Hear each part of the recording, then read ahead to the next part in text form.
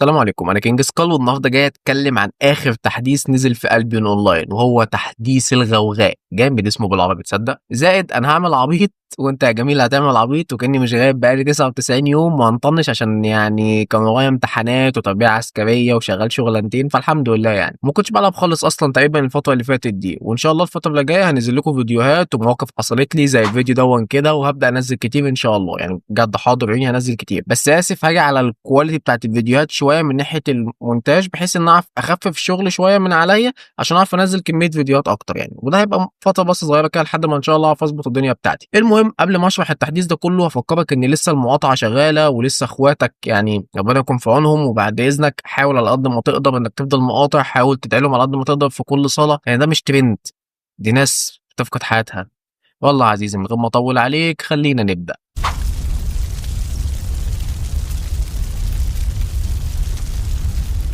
عزيزي يا رب تكون كويس وفي احسن حال ان شاء الله. وبجد التحديث ده خنقني قوي، عصبني، خلاني اتعصب على اصحابي اللي هم اصلا ما لهمش دعوه بالموضوع. كان المفروض ينزل دلوقتي في الفتره دي في العالم دون التحديث بتاع عالم الموتى الاحياء، حاجه كده زي الافرود بس كلها للاندد وللسكالز والحاجات اللي زي دي. وكنت فعلا عامل حسابي ان ده هينزل اول، بعدها بينزل بقى عالم الديمون، وكنت عارف ان عالم الديمون هينزل شبه الابيسل كده شويه. بس مش دي النقطه، يعني النقطه ان كان في ترتيب، كان في بالظبط حاجه هتنزل ورا حاجه، زي مثلا ترتيب الافرود اللي هو عالم الافالونيان، والميست هو يعتبر برضك زي عالم تاني او بعد تاني كده في القصه، وكان عامل كده زي المهام الجانبيه حرفيا يعني. بعدها عالم الموتى الاحياء، وكان هيكون زي الافا كده بتنزل بمكان الوحوش ما اعرفش ايه، وغابه وحوش والاندد والحاجات من دي، بس ما علينا يعني.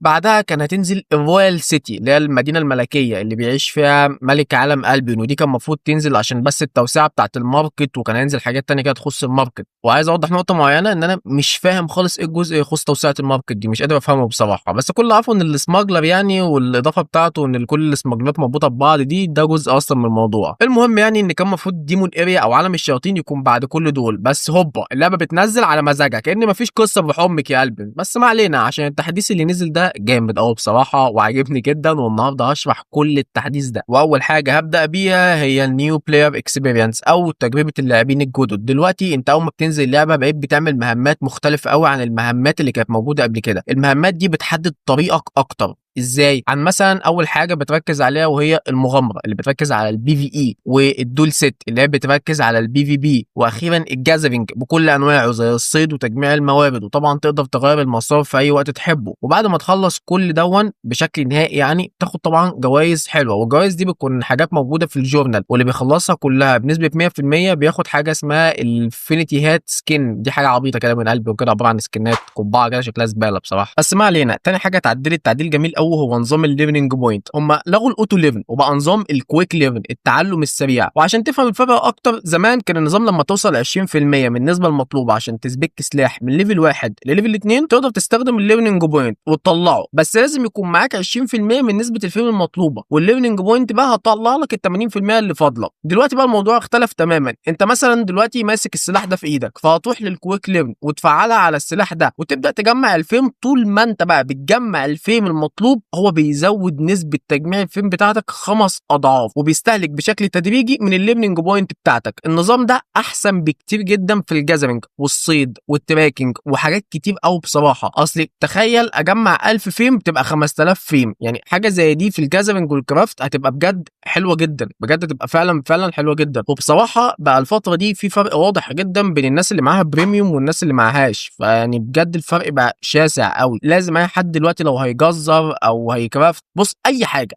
حاجه هتعملها ليها علاقه بجاذرينج كرافت تراكنج حاجات زي كده لازم يكون معاك بريميوم على الاقل عشان تستفاد من حوار الليفننج بوينت ده. المهم نخش في ثالث حاجه اتعدلت، وهو نظام الماب بوبينج او نظام اطلاق المابات بتاعت الدنجن. يعني كمثال زمان كنت تجيب الماب وتضربها في البورتال وتيجي بقى هي في اي داهيه بقى ما تيجي مكان ما تيجي. دلوقتي لا، دلوقتي انا بجيب الماب لعبه دنجن كمثال واضربها في ماب كواليتي 2، فبالتالي الدنجن اللي هيظهر لي هيجي برضك في ماب كواليتي 2. وبصراحه يا بخت لعبه الار ام تي بالحوار ده. دلوقتي يا جدعان اي حد بيلعب ار ام تي كل اللي عليه يلاقي ماب كواليتي عالي يقعد فيها ويبوب فيها المابات، هو مش عايز اكتر من كده بصراحه. يعني الحوار ده بجد جامد جدا للعيبه الار ام تي، جامد جدا للعيبه الجروب دنجن سكيبنج. يعني فعلا الحوار ليه فايده كبيره جدا، وشايف ان هو نظام كويس جدا دلوقتي بالنسبه للماب. دلوقتي انت كل اللي عليك تبقى مسيطر على الماب الكواليتي بتاعها كويس عشان تضرب منها المابات وتوجه لك المبات في كواليتي برضه كويس. رابع حاجه بقى واللي الكل مستنياه وهو الدبس او العمق او البطن، انا مسميه البطن عشان باطن الارض بقى وكده. المهم البطن ده شبه النايت ايري بالظبط. الفكره انك في دهاليز او مخابئ كانت موجوده تحت الارض ايام حرب الافالونيان الاولى